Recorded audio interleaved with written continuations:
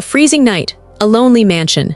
A paralyzed millionaire stares at the snow outside his window until a hungry 6-year-old black girl knocks and whispers, "Trade your leftovers for a miracle."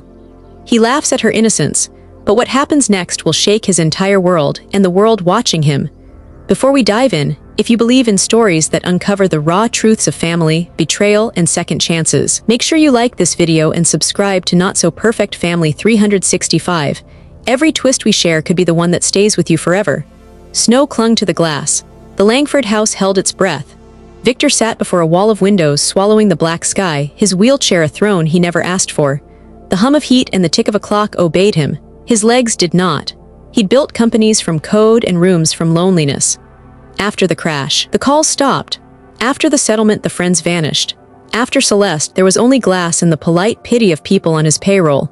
"Sir," Harold had said that afternoon over the intercom. "Quarterly distributions posted." Celeste emailed about legacy considerations. I flagged it. Legacy tasted like iron. Agnes, his mother, had asked whether he was eating, sleeping, forgiving God yet. He'd lied twice and let the third hang. Victor gripped the scuffed armrests and inventoried what he'd lost by touch. Little league shoulders, stairs taken 2 at a time, mornings that began with running instead of pills. The knock was so small he thought it was the house settling. It came again, 3 taps, tentative but stubborn, at the side door where staff used to enter when there was still staff. He rolled toward it, irritation punching ahead of curiosity. He did not do surprises, and he did not do charity at the When he opened it, Winter slapped him. A child stood there, thin coat, shoes wet through, hair tangled with snow. "Evening, mister," she said. "Do you have any leftovers you don't want? I'm Mia." Leftovers? The word came out sharper than he meant. He looked past her, no adult in sight, only the wavering halo of the porch light. She lifted her chin. "If you'll trade your leftovers," she said carefully, "I'll trade you a miracle." Victor laughed. It wasn't kind. "Kid, I've already bought all the miracles they sell." "I don't sell mine," she said. "I just do it." "Where's your mother?" "Across the street, working late. She says never ask for money, only for what folks aren't using. You're not using all that food." She pointed past him into the dark. "Not using." The line hit his sternum. He backed the chair. "Kitchen," he said, and rolled aside. She entered softly, took the container he offered, and whispered thank you like a secret. "You don't have to," he began, then stopped. She said, "Mister, can I touch your knee?" "Absolutely not." "You said you bought all the miracles." "I'm not selling," she said. "If you hate it, I'll leave faster." He almost smiled. "What do you think you can do?" "Sometimes things wake up when you tell them they're still part of you," Mia said. "My mom says so," she shrugged. "I'm little, I can't carry much, but I can remind." He wanted to say no. The nerves were severed, the scans were final. A child's palm was not a wand. Yet the room felt less hostile with her in it, like air moving after years of stale. "2 seconds," he said at last. "Then you go." She set the container on the counter, walked to his chair, and looked up for permission the way children do when they've been taught to ask. He nodded once. She pressed 2 fingers, precise and gentle, into the denim over his left knee. Victor braced for nothing. Instead, warmth small as a match in a cave, bloomed under her hand, and traveled someplace he hadn't in 19 years. Renee Brooks stormed up the Langford driveway just after dawn, her coat still wet from the slush she'd trudged through, her eyes sharp enough to cut glass. Victor, who had barely slept, was still in the kitchen, staring at the untouched plate Mia had left behind. The child's words, "I can remind," kept replaying in his head like a broken reel. "Mr. Langford." Renee's voice cracked like a whip. "You want to tell me why my 6-year-old was inside your mansion last night?" Victor's hands clenched the wheels of his chair. "She knocked, I opened, she asked for food. She asked for food because we don't have enough and because she doesn't understand how dangerous this world is." Renee's breath was ragged. "What were you thinking letting her in?" Victor bristled. "What was I supposed to do, shut the door on her face?" "Yes," Renee snapped. Then softer, her voice splintering, "At least until I was there with her." Mia, half asleep in the doorway, rubbed her eyes.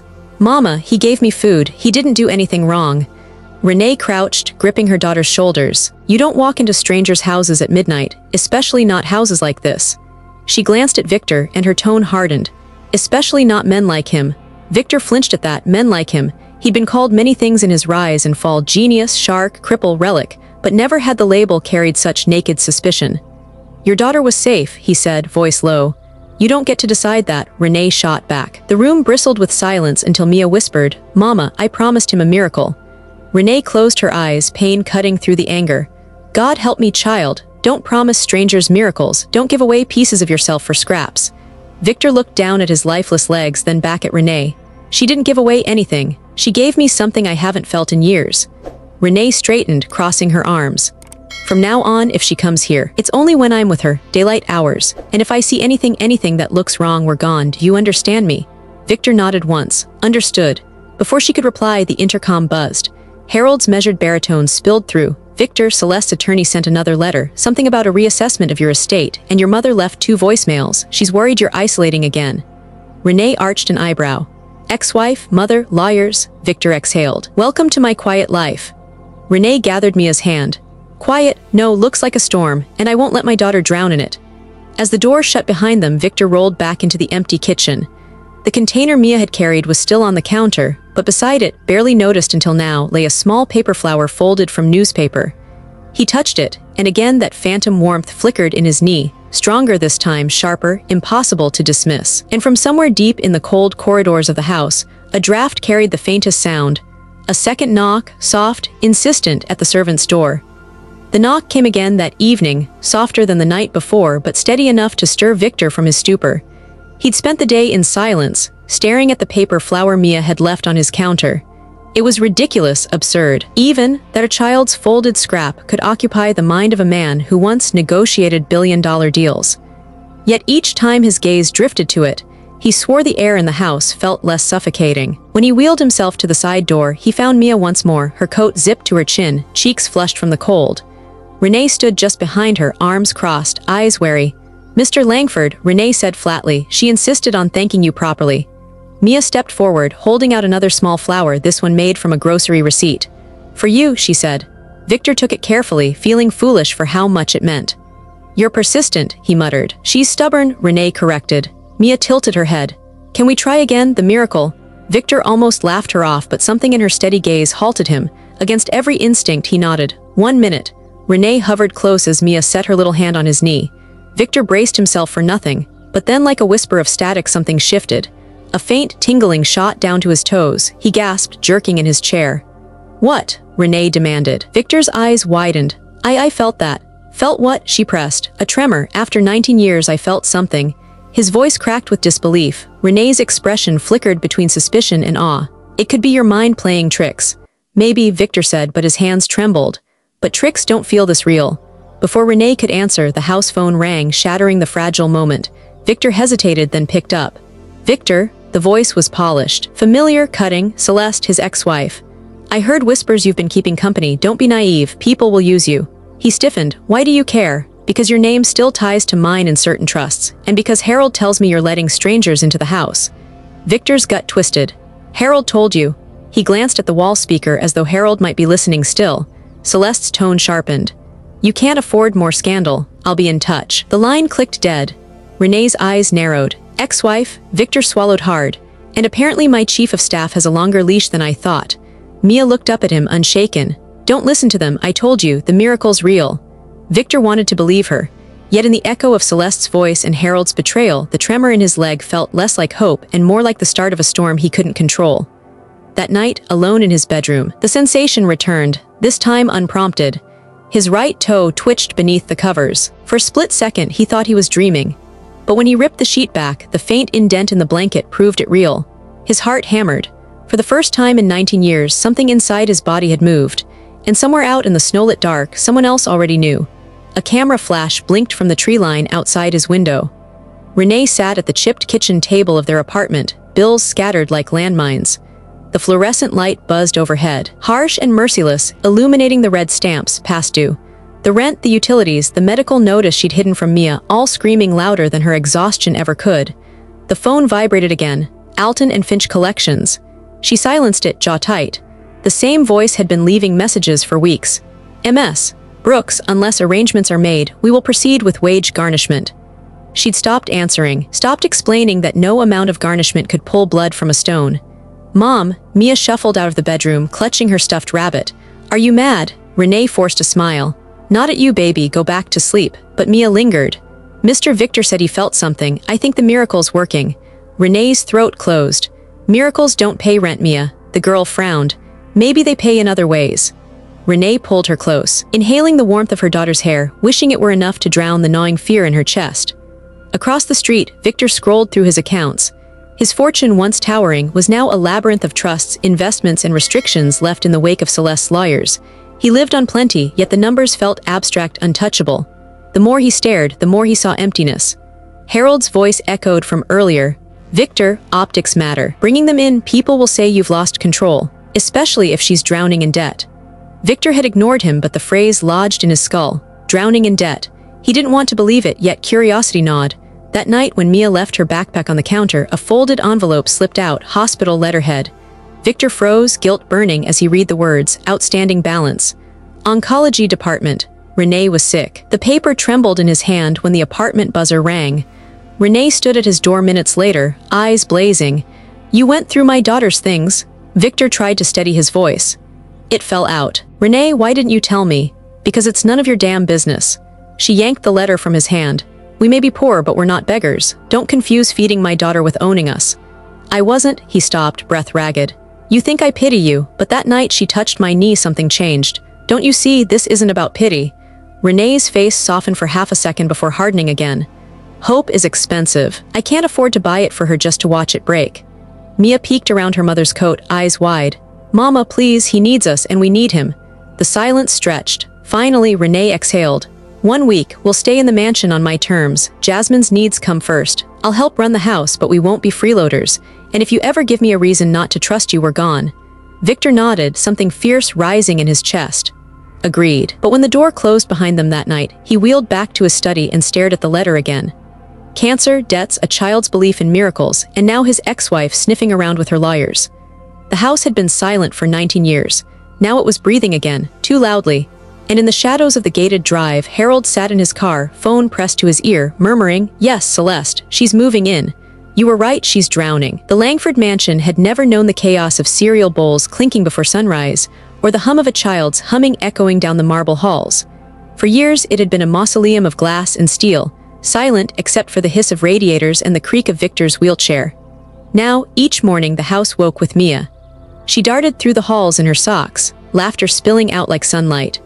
Renee trailed after her, already in her work uniform, sweeping her daughter's curls into a ponytail before hustling her to the kitchen table. Victor watched from the doorway, one hand resting on his wheel rim. "You're up early," Renee said, not looking at him. "Couldn't sleep." His eyes flicked to the plate she'd set down, scrambled eggs, buttered toast, something simple but warm. He hadn't eaten breakfast at a table with anyone in almost 2 decades. Mia beamed at him. "Today we practice again." Victor smirked. "Practice what? Miracles?" "Yes." She slapped the table lightly for emphasis. "Miracles take practice like math. You have to keep doing it until it works." "Hunger math," Renee muttered, dropping her gaze to the pile of bills she'd tucked under her arm. Victor caught it. "You shouldn't." "Don't," she cut him off. "We're here on conditions, remember?" He nodded, swallowing his retort. But when Mia climbed onto his lap later and pressed her tiny palm against his knee, the spark returned. A tingling. He tried not to flinch, tried not to let hope show on his face, but Renee saw it anyway. "Placebo," she said sharply. "Maybe," he replied, "or maybe you're afraid she's right." Her jaw tightened. "I'm afraid she'll break when the world tells her miracles don't pay rent." Before he could answer, the doorbell rang. The sound ricocheted through the cavernous halls like a cannon shot. Victor wheeled to the monitor. His mother Agnes stood outside, wrapped in her fur-lined coat, expression colder than the snow falling around her. He opened the door reluctantly. "Mother." Her eyes swept the entry hall, landing on Mia's shoes by the mat, Renee's coat hanging from the banister. "So it's true," she said icily. "You've filled the house with strangers." "They're guests," Victor said. "They're opportunists," Agnes replied, "and you're too weak to see it." Renee stepped forward, shoulders squared. "With respect, ma'am, I didn't ask to be here." He opened the door. Agnes ignored her, eyes drilling into her son. "I buried your father in this house. I tended every corner of it while you chased money. And now you let outsiders play at family in my kitchen." Victor's hands gripped the armrests until his knuckles whitened. "I decide who belongs here, not you." For the first time in years, he raised his voice at her. Agnes froze, lips trembling before she turned on her heel. "If you won't protect yourself, I will." The door slammed, shaking the frame. Later that night, Victor passed his study and noticed the desk drawer ajar. Papers disturbed, his mother's scent of lavender lingering in the air. A folded card lay on top. He opened it, pulse quickening. Inside, in her tidy script, were 3 words that chilled him more than the snow outside: "Private investigator hired." Victor rolled into his study the next morning and found Harold already there, tie knotted with military precision, posture stiff as a soldier on parade. He had let himself in, as he always did. The chief of staff who'd once run Victor's empire now ran Victor's isolation, right down to the grocery lists and investment updates. "You look tired," Harold said without greeting, sliding a manila folder across the desk.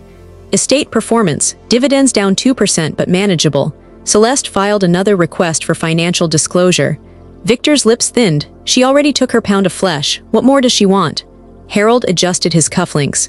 "Relevance, she thrives on it. Divorce didn't dim her appetite." Victor ignored the jab, scanning the papers. Things snagged his eye, a line item labeled discretionary transfers. Small amounts recurring monthly, routed through a holding company he didn't recognize.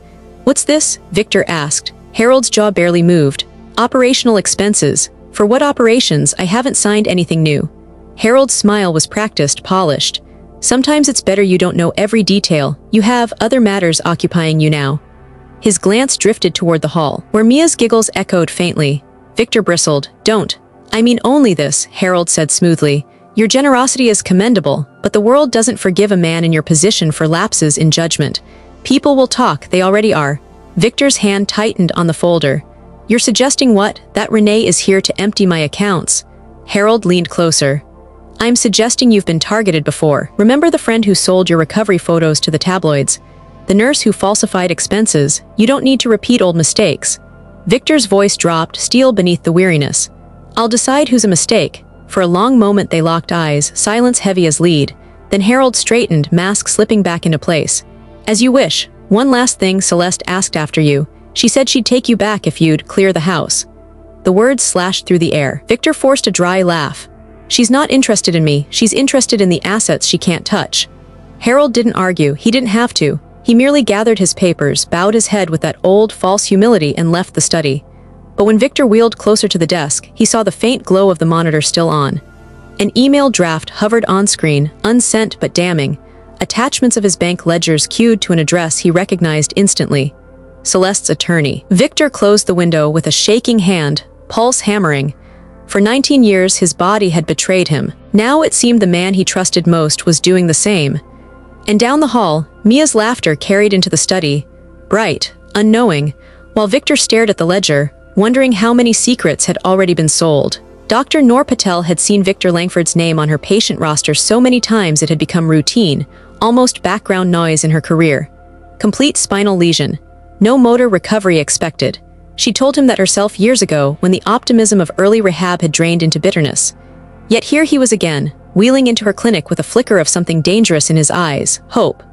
"Another evaluation?" she asked, flipping open his chart. "Victor, we've done this dance for 19 years. "Humor me," he said. His voice was steady, but his fingers drummed the armrest. "Run the scans, reflex tests, all of it." Patel studied him. "What changed?" Victor hesitated. "How do you explain that a 6-year-old touched your knee and something lit up inside you like a faulty wire reconnecting?" He settled on, "I felt movement." Patel arched a brow. "Where?" "My toes, twice now. Once with a witness." "Witness?" He almost said Renee, then stopped. "Someone I trust." Patel sighed. "Fine, let's see." The room was cold, sterile, electrodes pressed against his skin. Patel tapped a reflex hammer against his calf. For years, silence. Today, though, the faintest twitch rippled in his right foot. So faint she nearly missed it.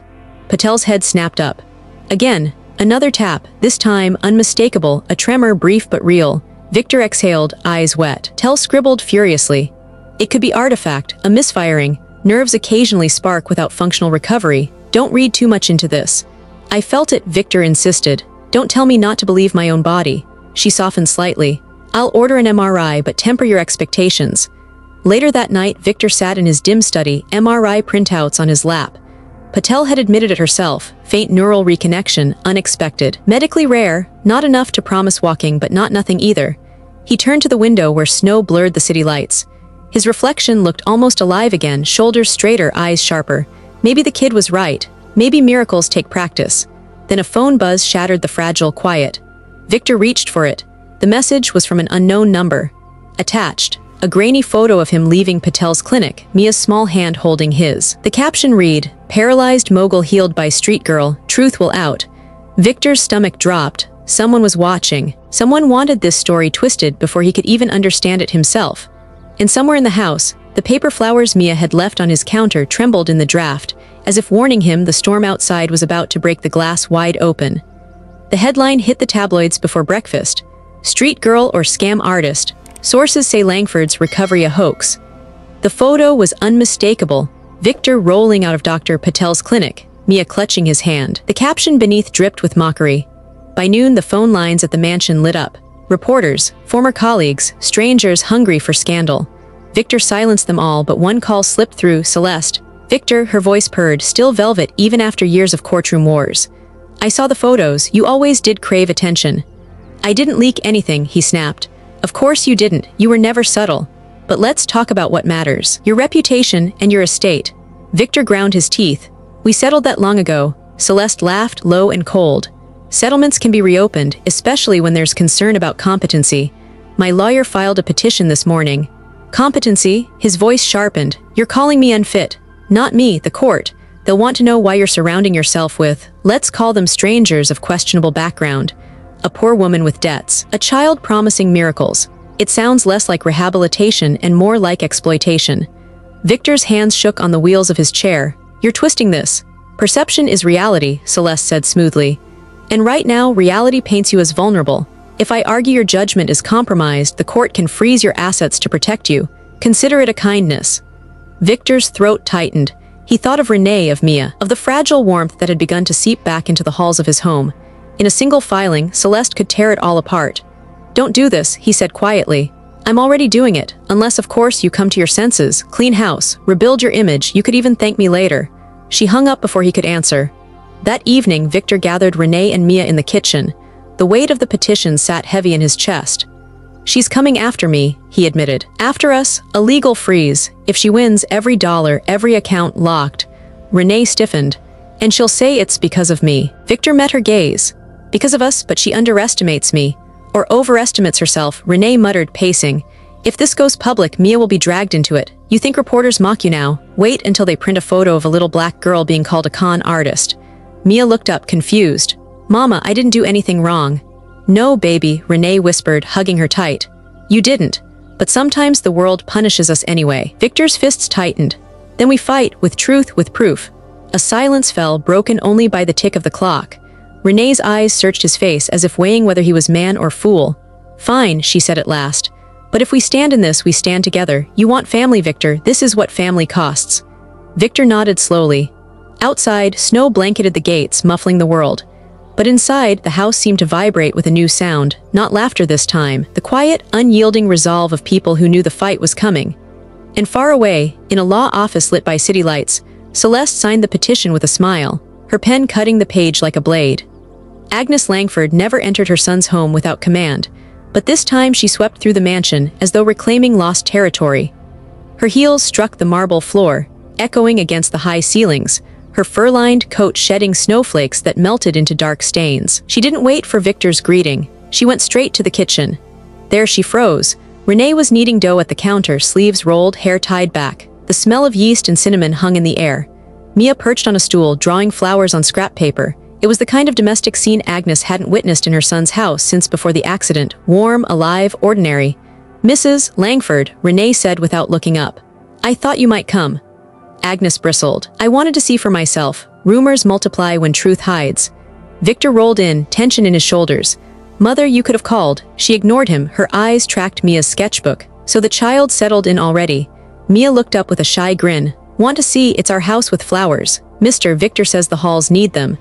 Agnes's throat tightened before she caught herself. Pretty, she muttered. Then, regaining her steel, she turned on her son. Do you understand what Celeste is doing? She's sharpening knives in court while you're baking pastries. Victor's jaw tightened. I'm not hiding anymore. Agnes's gaze lingered on Renee's hands, firm and practiced. She opened her mouth to speak, then stopped. The memory came unbidden. Nights after Victor's accident when she'd sat in this very kitchen, begging him to eat, to speak, to live. Back then, silence had been her only answer. Now, here was a woman coaxing life into her son's house with nothing more than flour and patience. Later, alone in the study, Agnes opened her leather satchel. She laid out papers she hadn't shown anyone, financial statements, wire transfers, small sums funneling from Victor's accounts into obscure shells. She'd asked a friend at the bank to trace them. The trail ended at an encrypted mailbox. One name appeared again and again, Harold R. Kent. Her pulse quickened. Harold, the man who'd sat beside her through Victor's darkest years, who had insisted he was family. She could hear his voice still. "Everything I do, Agnes, I do for him." But here were the ledgers, whispering betrayal in neat columns. That evening, when Harold arrived for his routine check-in, Agnes intercepted him in the foyer. Her voice was low, controlled. "I know about the transfers." For a flicker of a second, Harold's eyes narrowed. Then the mask returned. "Be careful what you think you know, Agnes. This family's reputation is fragile. Some truths are better buried." Her spine stiffened. "You've been bleeding my son's accounts and feeding Celeste. Admit it." Harold leaned close, his cologne sharp, his words sharper. "If you expose me, Agnes, I'll expose him." The papers would love to hear how a paralyzed recluse let a penniless woman and her daughter move in, how miracles suddenly appeared when his accounts began to empty. Who do you think the world will believe? Agnes's breath caught. For the first time in years, she felt small in her own son's house. "You wouldn't dare," she whispered. Harold's smile was cold, unyielding. "I already have." He brushed past her, leaving the faint smell of smoke and ink in his wake. Agnes remained in the foyer, the ledgers trembling in her hands. For all her warnings, for all her doubts about Renee, she now knew the real betrayal had been sitting at her son's side all along. And upstairs, Victor's study door creaked open. He had heard enough of the exchange to know the fortress he thought Harold protected was already crumbling from within. Priscilla Hale lit her cigarette with the calmness of a queen about to hold court. Her parlor, red velvet chairs, portraits of dead husbands, and a chandelier that had seen better decades, buzzed with the clipped voices of Langford neighborhood royalty. Lawyers' wives, retired bankers, women who'd made cruelty into a pastime. "They say she cooks in his kitchen," Priscilla sneered, blowing smoke toward the ceiling. A woman from across the street. Can you imagine? Bread rising where Alina Langford once arranged crystal. A ripple of laughter followed. And the child, another chimed in. "Offering miracles. What is this, a charity pageant?" Priscilla tapped ash into her cut glass bowl. "Mark my words, Victor is being played. He always was too sentimental beneath that arrogance." The gathering went on like this, barbs disguised as wit, poison passed around like hors d'oeuvres. But none of them noticed the young man near the back. Phone angled discreetly, recording every word. By midnight, the video was online. High society tears down paralyzed mogul. Within hours, it exploded across social media. The world that once worshipped the Langford address was laughing, not at Victor, but at the women clawing his name. Priscilla's shrill beggars in the kitchen, replayed in meme after meme, remixed to music captioned with scorn. By morning, reporters camped outside her gate, shoving microphones in her face. "Mrs. Hale, do you stand by your comments? Do you believe poor families don't deserve dignity?" Her polished smile cracked, then collapsed into fury. Across the street, Victor sat by the window, watching the circus unfold. For the first time in weeks, the arrows weren't aimed directly at him. Renee stood behind him, arms folded. "They finally turned on each other," she murmured. Mia pressed her nose to the glass. "Is it bad to laugh?" Victor shook his head, lips twitching. Not this time, but the relief was short-lived. That afternoon, a sleek car pulled up to the Langford gate. Out stepped Sophia Klein, his former housekeeper, pearls tight around her throat. She'd raised him almost as much as Agnes had, stayed through the accident, left only when the bitterness became unbearable. She didn't come inside. She handed a manila envelope to the process server waiting at her side. Victor opened it at the kitchen table, Renee at his shoulder. The affidavit inside froze his blood. "I, Sophia Klein, testify that Renee Brooks interferes with Mr. Langford's medications, manipulates his household, and exerts undue influence for financial gain." Renee's face drained. "She's lying." Victor's hands shook as he traced Sophia's signature, neat and familiar. Betrayal pressed down heavier than the wheelchair ever had. Mia's small voice broke the silence. "Mr. Victor, does this mean no more miracles?" Victor couldn't answer. The cinnamon-scented warmth of his home felt like it had curdled into smoke. And out beyond the iron gates, the neighbors who had mocked, jeered, and filmed now had a new spectacle to feed on, this time armed with sworn testimony. The kitchen smelled of cinnamon again, but this time no one touched the rolls cooling on the counter. Renee sat rigid, arms folded, her eyes burning into the affidavit Victor had placed between them. "As I tamper with your meds," Renee's voice cracked, incredulous. "I won't even touch the pill tray without you watching, you know that." Victor rubbed his temple, head pounding. "I know, but in court, truth isn't enough. Sophia's signature carries weight. She was here for decades. People trust her." Mia fidgeted at the table, tracing circles into the condensation on her glass. "She doesn't trust us." "No, baby," Renee murmured, pulling her close. She never did. The following morning, a compliance officer arrived unannounced. A tall man in a gray suit with a clipboard, he swept through the mansion like he owned it. "Court order," he barked. Inventory of prescriptions, verification of administration. Victor wheeled beside him, fury simmering. You'll find everything in order. The officer opened the cabinet. Rows of blister packs gleamed under the harsh kitchen light. He began counting. 1 row, 2 rows, perfect, untampered. Then in the third drawer his hand paused. This pack's short. He held up a card of painkillers, 2 empty slots where there shouldn't have been. Renee's face blanched. That's impossible, I've never. Victor grabbed the pack, examining it. The foil was jagged, uneven. His stomach turned. Someone had cut into it. The officer scribbled notes. Irregularities will be filed with the court. When he left, the silence was heavier than the snow piling outside. Renee clutched the counter for balance. They planted it. Someone planted it. Victor's mind spun. Harold's smooth words echoed. You've been targeted before. Don't repeat old mistakes. He remembered the open email window, the hidden transfers. Rage knifed through his chest. Harold, Victor muttered. It had to be Harold. Renee shook her head, tears streaking. Or Sophia herself, doesn't matter. Either way, I'll be painted the villain. Victor rolled closer, taking her trembling hand. Not while I'm breathing. But even as he said it, a cruel thought pierced him. What if they've already won? That night, long after Renee and Mia had gone to bed, Victor sat alone in the study.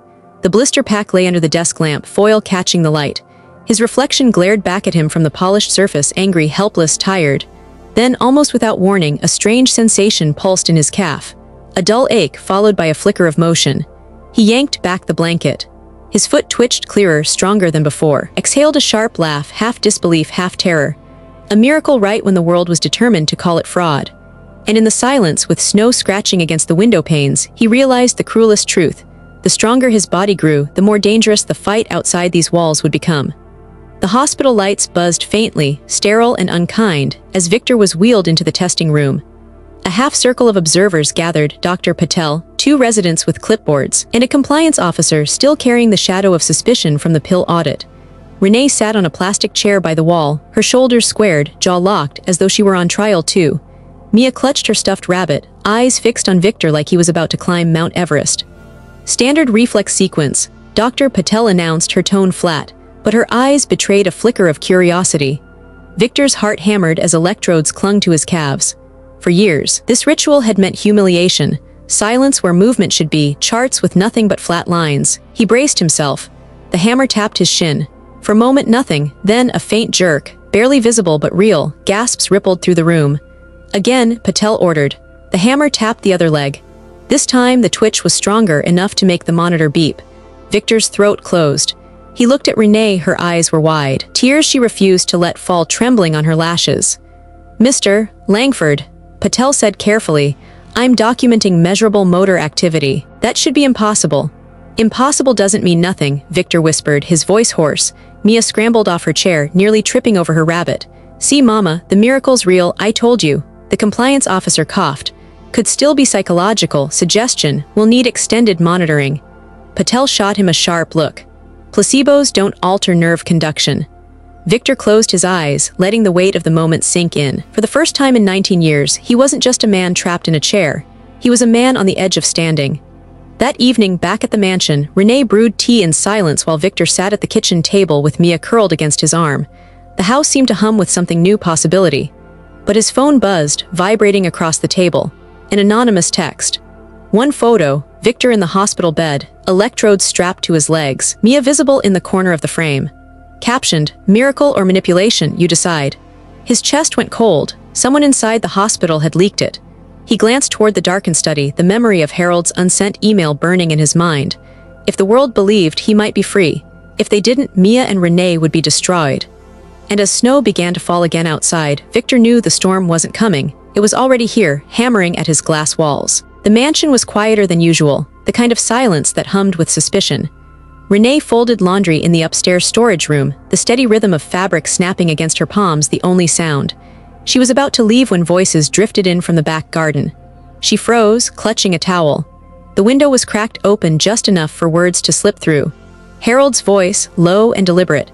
I told you, Diana, she isn't as innocent as she looks. First she moved in under the pretense of food scraps, and now she's in his accounts.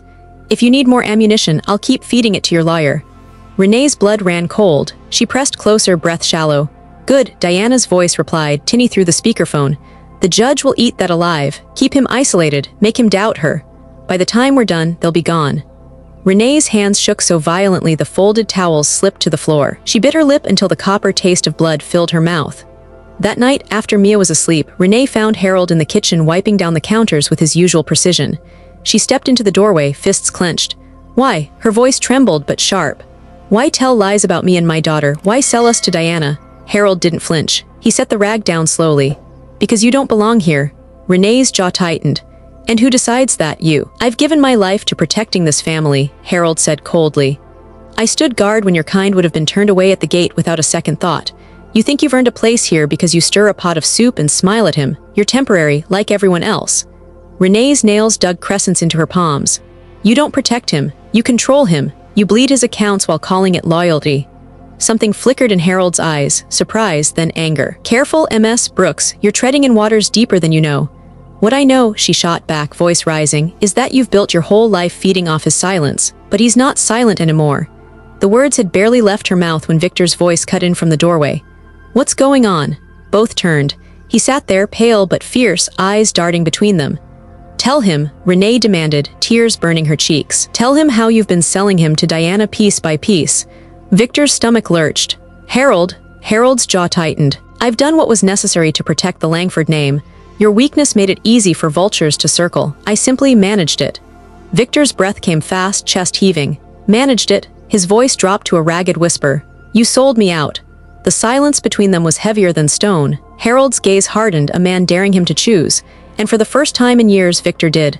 "Get out," he said, voice cutting. "Effective immediately." Harold's face twitched, disbelief cracking his composure. "You'll regret this, Victor. Courts love tidy villains, and I'll make sure it's you." He shoved past, slamming the door so hard the windows rattled. Renee sank into a chair, tears spilling freely. Victor wheeled closer, laying a trembling hand on hers. For 19 years his body had betrayed him. Tonight his oldest ally had too. And as the echo of Harold's threat lingered in the dark, Victor knew the real battle was only beginning. The courtroom smelled of polished wood and cold coffee, a place where reputations came to die. Victor wheeled himself to the defense table, chin lifted though his hands trembled. Renee sat beside him, spine rigid, jaw clenched. Mia fidgeted on the bench behind them, her stuffed rabbit tucked under one arm like armor. Across the aisle, Celeste arrived in full theater, navy suit cut razor sharp, pearls glowing at her throat, an entourage of lawyers flanking her like bodyguards. When she glanced at Victor, it wasn't with love or nostalgia, it was hunger. Docket 23-451, the clerk intoned. Harrison versus Langford, petition for guardianship and asset protection. Celeste's lead attorney, slick-haired and smirking, rose first. Your Honor, my client seeks only to protect Mr. Langford from predatory influence. The evidence will show that Ms. Renee Brooks, a woman drowning in debt, has infiltrated his home, tampered with his medication, and manipulated his fragile hope for her own gain. He gestured to Sophia Klein, seated primly at the witness bench. Victor's stomach nodded. Sophia's testimony was rehearsed, every word dipped in venom. I cared for Mr. Langford for nearly 30 years. I saw how grief made him vulnerable. And I know, her voice cracked theatrically, I know he is being exploited now. That woman handles his pills. I've seen her rifling through documents, and this so-called miracle, convenient timing for a desperate woman. Renee slammed her palm against the table, half rising. That's a lie. Ms. Brooks, the judge warned, gavel tapping once. Victor caught her hand under the table, squeezing until her rage subsided. Then came Agnes. She'd sworn she wouldn't take sides, but when the bailiff called her name, she rose with surprising steadiness. She carried no notes, no lawyers, only a folder of ledgers under her arm. My son may have been bitter, Agnes began, voice clear, but he was never blind. And while you accuse this woman of theft, I've uncovered real theft committed by someone else. She opened the folder and laid out copies of Harold's transfers, neat lines of money funneled away in shadow accounts. Gasps rippled through the gallery. Celeste's attorney stammered, irrelevant. It speaks to credibility, the judge cut in, proceed. Agnes's eyes swept the room, finally landing on Renee. This woman has restored something I thought lost in my son. He is not weak because he believes again. He is strong. Victor's throat burned. For the first time since the accident, his mother was defending him, not doubting him, but the victory was short-lived. The judge leaned forward. Compelling testimony, yet there remains one matter. Mr. Langford claims new physical progress. Extraordinary claims require extraordinary proof. A hush fell. Celeste's smile was thin, sharp as glass. Yes, Your Honor, let him prove it, or admit this miracle is nothing but fantasy. The judge nodded. Bring in the child, I want to hear from her. Victor's heart stopped. Mia clutched her rabbit tighter as the bailiff beckoned her forward. Renee's breath hitched, and as Mia climbed into the witness chair, her feet dangling far above the floor, the entire room seemed to lean in, waiting to see if a 6-year-old's voice could shatter or save them all. Mia's legs dangled nervously from the witness chair, her stuffed rabbit clutched so tight its ears bent. The judge peered over his glasses, expression stern but not unkind. "Miss Brooks," he said gently, "do you know why you're here today?" Mia glanced at Victor, then at her mother. "They said Mama and me did something bad to Mr. Victor, but we didn't, he's our friend." The gallery rustled. Celeste's attorney stood, voice dripping condescension. "Mia, your mother has debts, doesn't she? Lots of money she owes." Renee stiffened. "Objection." The judge lifted a hand. "I'll allow it. Answer if you can, child." Mia frowned. "Mama works 3 jobs, we don't have much, but she says debt doesn't make us bad people." A few murmurs, softer this time. The lawyer pressed on. "And isn't it true you've promised Mr. Langford miracles, that you can make him walk again?" Mia sat straighter, eyes wide with conviction. "I never said I could do it alone. I said if we believed and if we practiced, his legs might remember him. Like math problems, you keep trying until it adds up." The room went silent. Even the stenographer paused, glancing up. The lawyer recovered. "So you admit you've been filling his head with fantasies?" "No, sir," Mia said firmly. "I've been filling his heart with hope, that's different."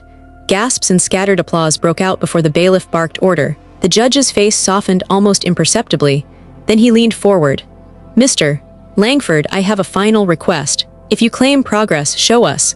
If you cannot, I will have no choice but to rule on the evidence presented by Mrs. Harrison and her counsel." Victor's chest tightened. The words echoed in his skull, "Show us." His palms dampened against the wheelchair arms. Renee grabbed his hand. "You don't have to." "I do," he whispered. His eyes locked on Mia, whose small face glowed with the same stubborn faith that had first cracked open his frozen world. The courtroom grew still as the bailiff steadied him. Victor planted his trembling hands on the armrests. Every muscle in his body screamed to collapse, but somewhere deep in his spine, in the place doctors had written off long ago, a spark flared. He gritted his teeth. The wheels creaked under his weight. Inch by inch, he began to rise. And just as he lifted clear of the chair, his knees quivering, the entire room surged to its feet in shock, leaving the outcome of the trial hanging on whether he would fall or take that impossible first step. The courtroom held its breath. Victor's hands gripped the rail of his chair, knuckles white, sweat rolling down his temple. For 19 years, his body had been a cage. Now, with every eye on him, he forced his weight through legs that had forgotten him. One foot twitched, then pressed into the carpet. His knee buckled, but Dr. Patel darted forward, steadying his arm. "Easy," she whispered, though her own voice shook. Victor drew in a ragged breath and pushed again. Inch by inch, his body rose. His spine screamed, muscles burned, but then suddenly he was standing. Not dreaming, not imagining, upright. A gasp tore through the gallery. Cameras clicked like gunfire. Celeste's smirk drained into disbelief. Victor's gaze swept the room, landing on Mia. She sat forward, rabbit forgotten, eyes wide, whispering, "You can do it, Mr. Victor, just one more." He lifted his foot. Shaky, halting, but real. The sole came down with a dull thud against the floor. A step. A second followed, clumsy but undeniable. Applause broke out, muffled at first, then swelling until even the judge had to rap his gavel for silence. "Order, order in this court." Victor sagged back into the chair, chest heaving, but his eyes gleamed, alive with something no medical file could explain. Dr. Patel wiped her eyes, speaking firmly for the record. "This is medically significant. I can no longer call his recovery impossible. I've witnessed it myself." The judge nodded slowly. "Then this court cannot accept claims of manipulation or fraud. Petition denied. Assets remain under Mr. Langford's control." Celeste shot to her feet. "This is outrageous. He's being manipulated by—" "Enough," the judge snapped. "Your case collapses under its own weight." The gavel cracked like thunder. Renee exhaled as though she'd been holding her breath for years. She squeezed Victor's hand so hard it hurt, but he didn't let go.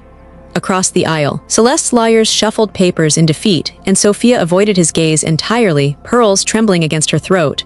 Reporters swarmed the exits, shouting questions. "Miracle, cure, or trick? Mr. Langford, will you walk again? Who is the little girl?" Victor ignored them. He turned to Mia instead. "You kept your promise." Mia's grin was so wide it threatened to split her face. "Told you miracles take practice." And as Renee pulled her daughter close, Victor realized that standing, those 2 impossible steps, wasn't the real victory. The real battle had just begun because miracles, once seen, attract enemies who will do anything to prove them false. The days after the verdict blurred into a strange kind of festival. Bouquets piled at the Langford gates, roses, lilies, even sunflowers scrawled with notes from strangers. You gave me hope. My son is paralyzed too. Thank you for believing. Letters arrived from around the country, some trembling with gratitude, others with envy. Victor had never known such attention without a price tag. He rolled through the mansion halls watching Renee sweep the kitchen, Mia humming as she drew chalk flowers on the marble patio. For the first time in 20 years, the house felt like it belonged to people, not ghosts. Agnes appeared one morning with bags of groceries, not her usual extravagant imports but staples, bread, milk, apples. She set them on the counter without ceremony. If you're going to play at family, you'd better feed them properly, she muttered. But when Mia hugged her waist, Agnes's hands lingered on the child's back longer than pride allowed. One evening, Victor gathered Renee and Mia in the parlor.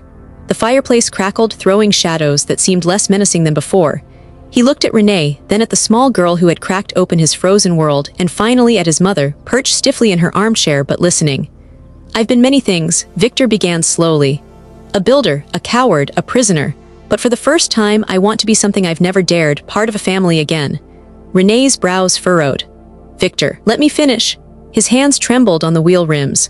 You came here out of desperation. I opened the door out of boredom. Somehow, in all that mess, I found a reason to live again. I don't want that reason to walk out when the storm quiets. He pushed himself forward, bracing against the arms of the chair. With effort, with pain, he stood. Renee's breath caught as he fumbled in his pocket. Then, before the firelight, he dropped to one knee, not a collapse this time, but deliberate. Renee Brooks, he said, voice raw.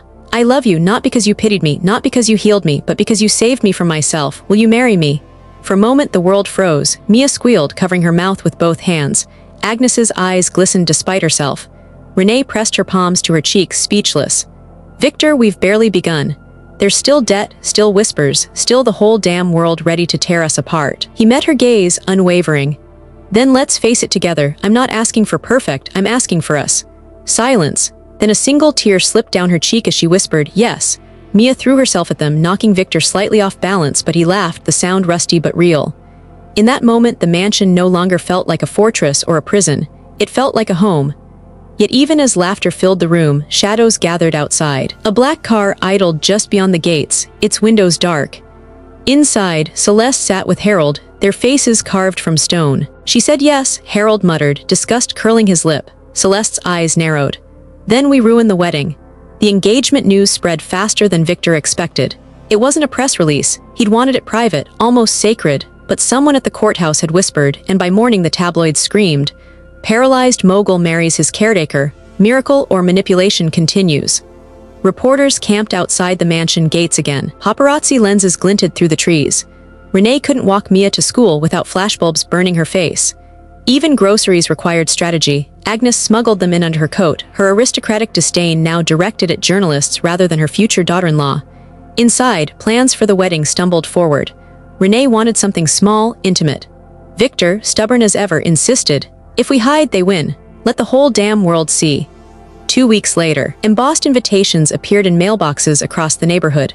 But not from Victor. The envelopes, stamped with a gold H, were poison disguised as courtesy.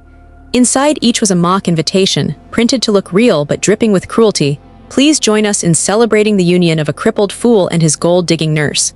Formal attire, bring donations for debt relief. By afternoon, copies circulated online.